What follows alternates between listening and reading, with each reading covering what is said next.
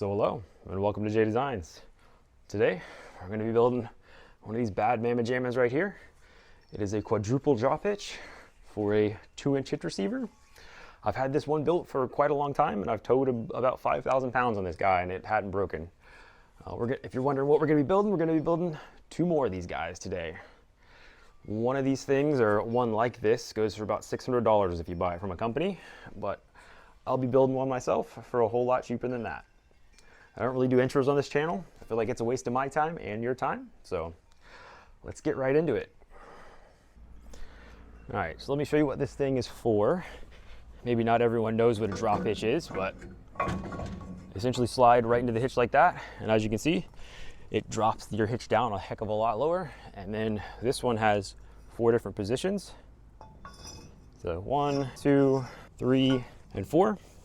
Obviously, this is way too low.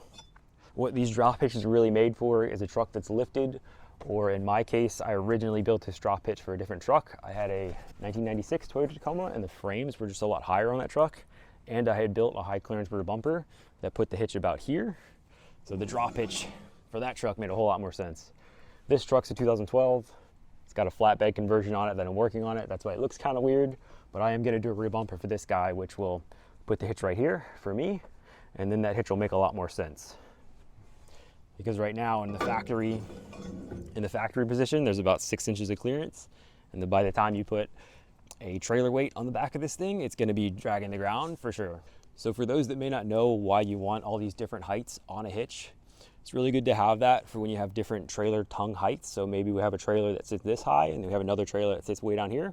So it's really nice to be able to adjust the ball to different heights for those different trailers.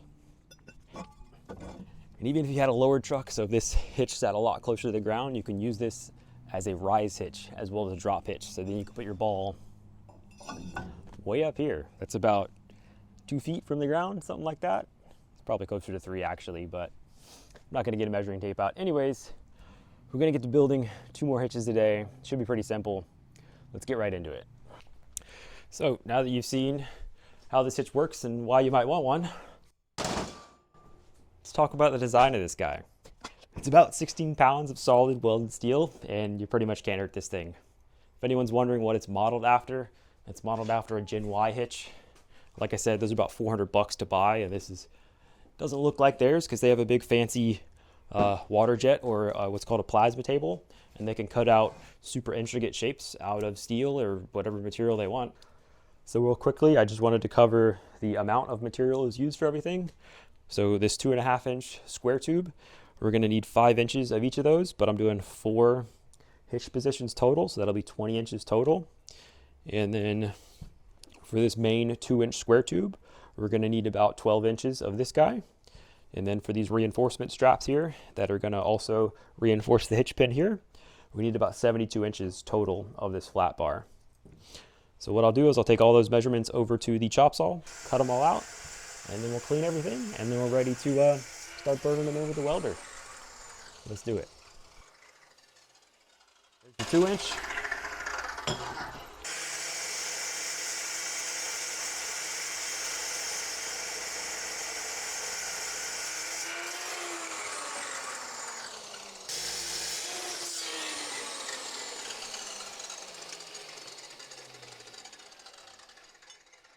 It's still hot.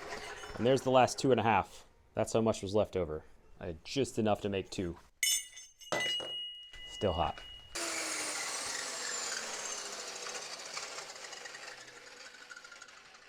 And there's the last 1.5-inch flat bar.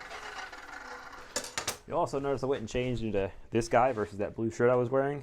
This thing puts out some super hot sparks. You can probably see them when they're flying off red. When they hit your skin, they don't feel great. So the next step, I went and cut a bunch of these little tiny pieces of 1.5-inch flat bar. There's 8 of them per hitch. And then I went and did a test piece here. I rounded one of them over. So this is gonna be a support piece for the hitch pin. I'll show you it when it's done and it's welded on there. It'll make a bit more sense. But essentially it's just to support the pin. All right, so I'm about to take one of these rectangles and turn them into this little medallion piece. Let me show you how I'm doing that. And just take it right here, chuck them in the vise with a fair bit of stick out there. And I'm coming with the ankle grinder. It's just got an abrasive disc on the end of her. And then we'll just grind the edges in.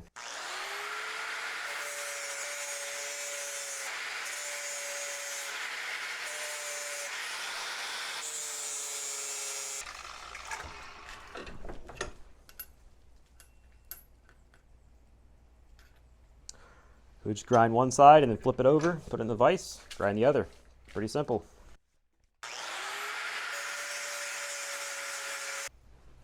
And there's the second one. Whew. All right, so it's really hot, so I'm gonna set it on this piece of steel, but just so you can see it. We only gotta do that another 14 times now. No big deal. Let me get to work. All right, so there's all 16 of my medallion pieces ready to go onto the hitches. And I've also got all of the other parts to assemble the two hitches ready to go, almost completely prepped for welding. So you can see these ones are nice and shiny, and this is what steel normally looks like right here. So it's kind of got that dullish finish. It's like an oxidation layer that forms on the steel. Steel can be welded like this. It's just a lot stronger if you go in and make it bare, nice shiny steel, just like this. So the last step before welding these together is I'm gonna go clean this guy off and do some V-grinds. Oh yeah, let me show you that.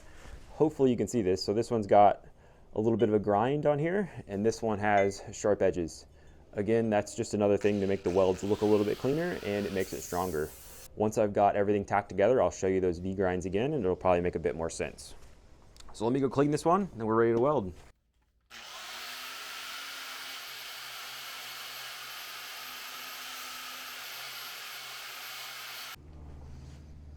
All right, so here's all my parts ready to go. Let's start welding. Last thing to do is clamp them together so they don't move.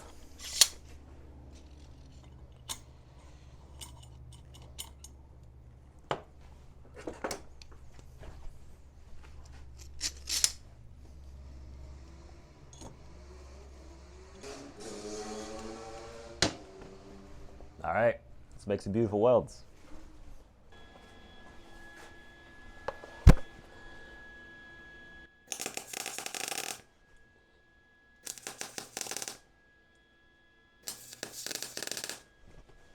Did I say make beautiful welds?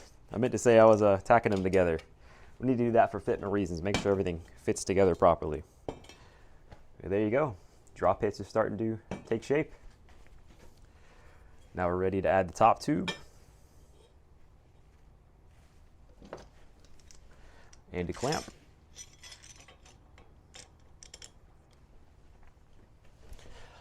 And then we can burn that on.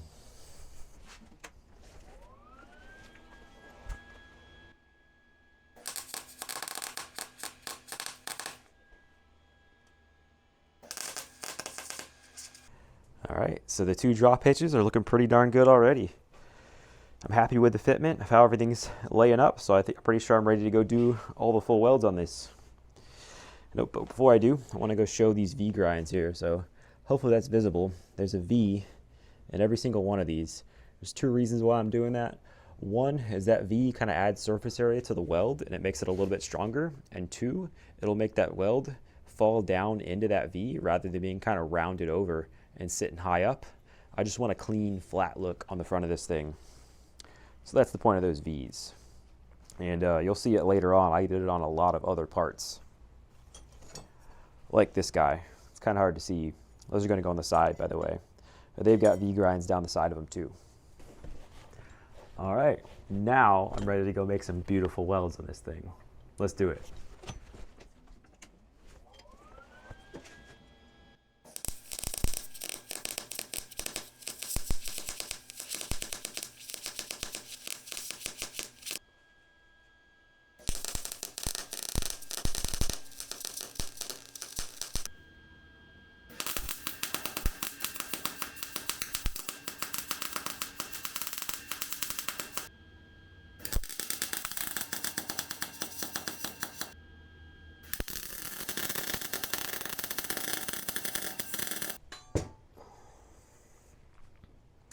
All right, so there's some welds. Most of those look pretty good. Definitely not bad. The drop hitch would be plenty good like this, but I'm gonna go reinforce it just a little bit more. And next, I'm gonna add these little bottom plates. These guys don't look as clean as the drop hitches. It's because the edges are all the shiny parts, and this surface is not being welded. It's these edges here. And then we'll burn those guys in.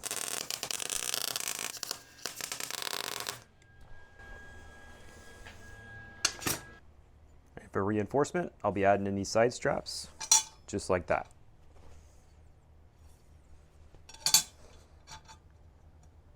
Super simple. And add in the medallion pieces.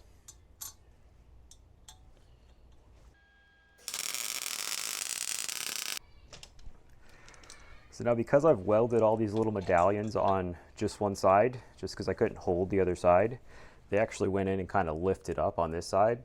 That's just a byproduct of welding stuff. So what I need to do, I need to go add a clamp to every single one of them to bring the opposite side that hasn't been welded yet back down to the parent material.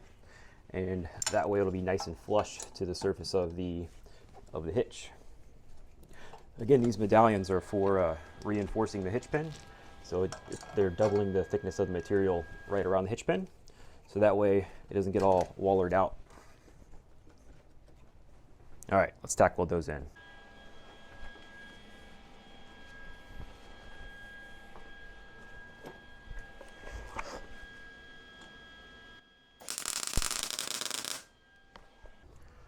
Ooh, all right.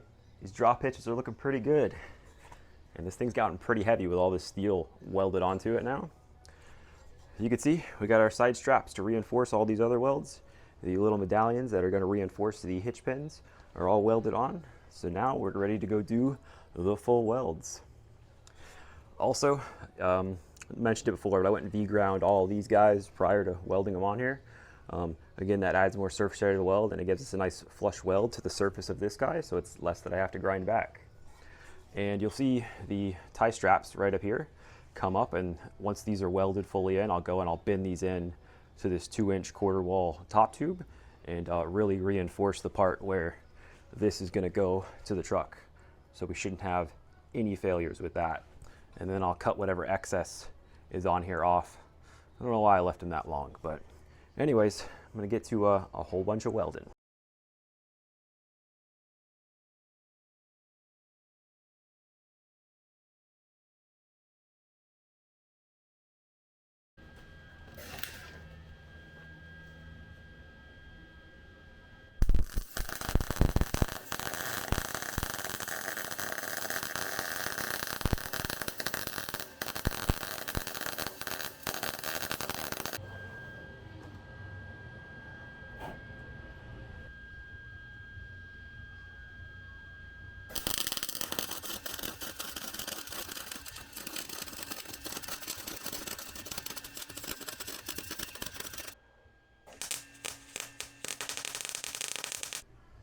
All right.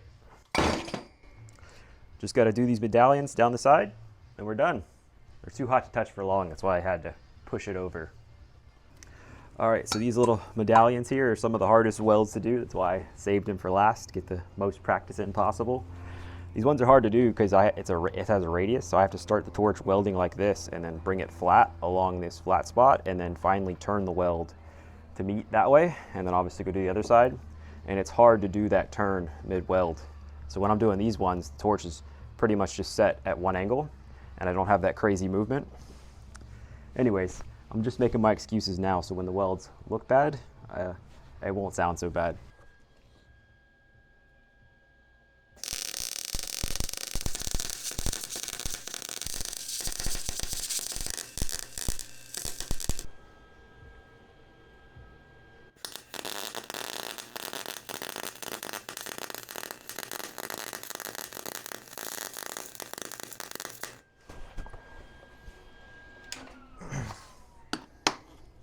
All right, that's the last of those 16 medallions. And you either get really used to saying, welder in paint makes me the grinder I ain't, or you're a good welder. I'm somewhere in between. I don't know why it was spattering that much. You can see that, but it's okay. We'll grind off that spatter. The welds actually look pretty good in my opinion. All right, so I know I said I was almost done, but that's because I forgot a step. So these ears just shot straight up. So all I did was just kind of hammer them over like this and then clamp them in place. And then they were tack welded, as you can see there. And then I'll go do full welds. I'll go do that for all 4 of them, or 8 rather. Yeah, you know what welding looks like. I'm not gonna show that part. I'm just gonna tack weld them and weld this part here. And then it's done being welded. Actually, no, I gotta go cut these ears off. And then it's done. Okay, this is literally the last thing that needs to be welded to the hitch, I promise this time. Just to do two tiny little cover plates. They're really thin steel. They're not structural. They're just gonna burn those in real quick. All right, now that is literally all the welding done. These things look freaking good. It'll look even better when I get these little weld spatters ground back and whatnot. And obviously we're gonna face this thing so it's nice and flat. We're gonna keep all the welds on the side here. So yeah, I gotta go grind all these, and then we'll be drilling the holes for the hitch pin and the hole over here that'll actually attach it to the hitch on the truck. And then we'll pretty much be ready to galvanize them and paint them up. I'm excited. All right, so the two hitches are looking super good. I can't wait to put them to work. I'm getting ready to paint them, but real quickly, I just wanted to cover what I'm gonna do to prep these guys for paint and essentially finish up the project. So the first thing I'll start with is one of these sanding discs that has a plastic backer on the angle grinder. All the attachments I'm going to show you are going to be on the angle grinder. But I've got a low grit one and a high grit one. So the high grit is just fast material removal, obviously, and then the low grit is just going to give it that nice surface finish. And this guy's really good because this plastic backer keeps it nice and rigid, and we can get this surface nice and flat here. And then I'll go in with this wire wheel. So this wire wheel does a really good job of getting in the crevices that those other two more rigid grinding discs can't get into, and it's pretty good at removing some of this the soot that comes from welding. And then the last disc is this guy here. So you've already kind of seen me use this in the videos. This is a resin impregnated nylon disc. I don't know how they got two non-living things to impregnate one another. I don't know, wizardry to me. But anyways, it does a great job of going in and making this a nice mirror finish and giving a nice surface for the galvanization and the paint to stick to. I'm not going to record any of that because grinding's boring. So the next step you'll see is me getting ready to galvanize these guys up.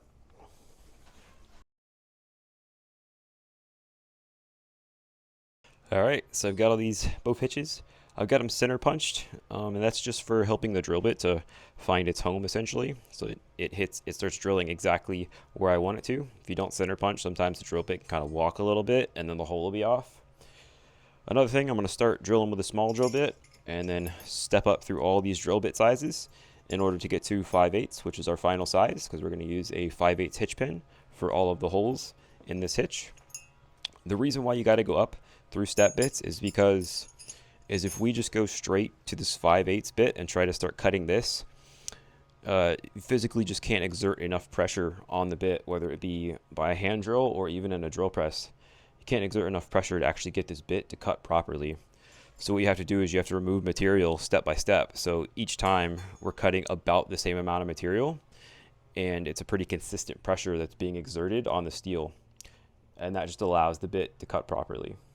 Another thing too, when I'm doing the drilling in the drill press, this little bit isn't long enough to reach through to both sides, but I'm going to go in the drill press and this is actually going to reach through both sides of the hitch. That's important because if there's any discrepancy in measurement on this side and on that side, and I were to drill it one side at a time, then the hitch pin could be misaligned in the hitch. So I'm going to make sure to drill it through both sides in one shot. So I got all these guys drilled out to 1/4 inch on the drill press, and they were drilled straight through both sides. Do that to keep everything square, but now I'm just doing everything with a hand drill. This guy's just got a lot more power than my drill press. Also, I'm using a step bit. So I know I said I was going to step up through 5 different drill bit sizes, but it's just a lot faster because this obviously has a ton of different bit sizes already incorporated into it, so I don't have to keep changing out bits. I could use this one bit, just got to make sure to keep it cool because this one bit is doing a lot of work. I think there's a total of 32 holes for this guy to drill. So just got to make sure to keep it cool. I'm just using water for that. I don't like using oil because when oil off gases, it's probably not good to inhale that, and this is really just creating humidity.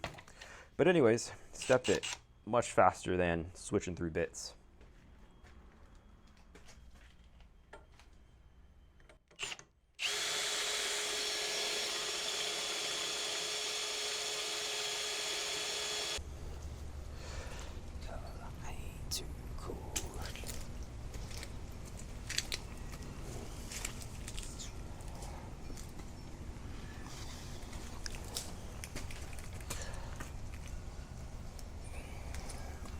So we're just about to finish this project up, but I just want to take a second to admire the beauty of these things now that they're done. There are 2 of them, by the way. I'm getting ready to paint them up, but it looks so good and just bare steel, all polished up like this. Yeah, I love it. I am gonna paint both of these black, but you let me know which one you like better. I don't want to bias what you think, but I think they look better in bare steel. But unfortunately, you can't leave them just bare steel. They'll rust like crazy, and they won't look this good forever. But let me know, do you think it looks better in black, or do you think it looks better in bare steel? Do a 1 out of 10 for each one. It's definitely bare steel for me. So the next step on this bad boy, I'm gonna go sling it up on the painting rack, aka my homemade dip bar, and I'm gonna spray them off with some acetone to get any kind of residue that's left on here off, and then I'm gonna hit with compressed air to hopefully slough any loose material off and to evaporate any of that remaining acetone. And then after that, we're just gonna galvanize them up and paint them black, and hopefully it don't rain. It's looking a little cloudy right now. I think I said acetone. This is brake clean. Close enough. So real quickly here, before I start painting this up and galvanizing, I just wanted to explain why you want to use galvanizing compound. So the main thing that this does is if there's a little chip in the paint somewhere or in the coating that's going to be on this guy, the rust won't continue to run underneath the paint when there's galvanizing in the way. So the galvanizing pretty much just stops the rust right where it occurs, and it doesn't let it keep moving through the part. Any part that I make that is steel, or anything I make that's steel, gets galvanized. It's a game changer. These things cost a lot, but it's totally worth it. Not sponsored, by the way.